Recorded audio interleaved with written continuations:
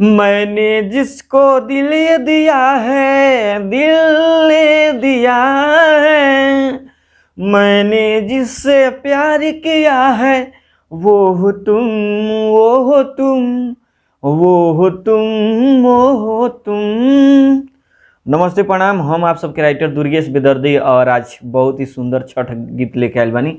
नया कलाकार, पुरान कलाकार, सब कलाकार खातिर लेके आयल बानी। धुन बाबा की मैंने जिसको दिल दिया है, वो हो तुम, वो हो तुम, ए धुन पर लेके आयल बानी छठ वाला गाना। तो आप सबके सुनावे जा रहा बानी मुखड़ा।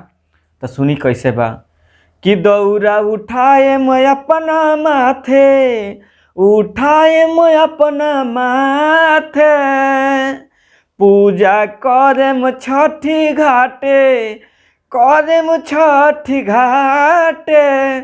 ए बलम ए बलम, ए बलम ए बलम, दौरा उठाए मैं अपना माथे, उठाए मैं अपना माथे, पूजा करम छठी घाटे, करम छठ घाटे।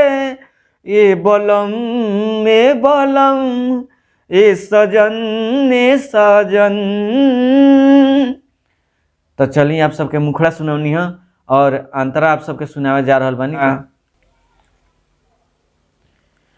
कोसी भराई सुन सजनवा, दिल में बहमारा है अरमानवा, बहरा से घरे आजा एहो सजनवा, का होई कमा के सारा नुधानवा, अरौरो चले वो हमरा साथे, चले वो हमरा साथे।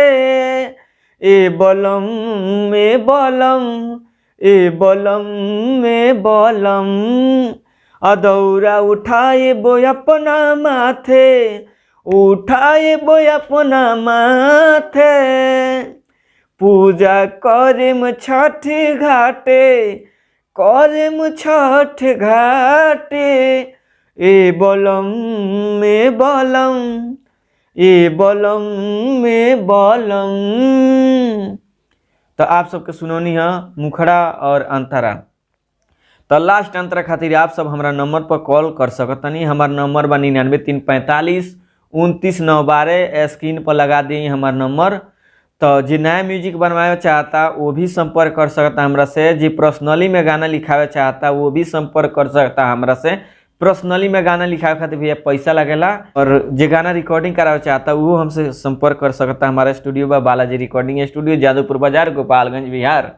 तो इस चैनल के सब्सक्राइब करी, लाइक करी, कमेंट करी और दबा के शेयर करी।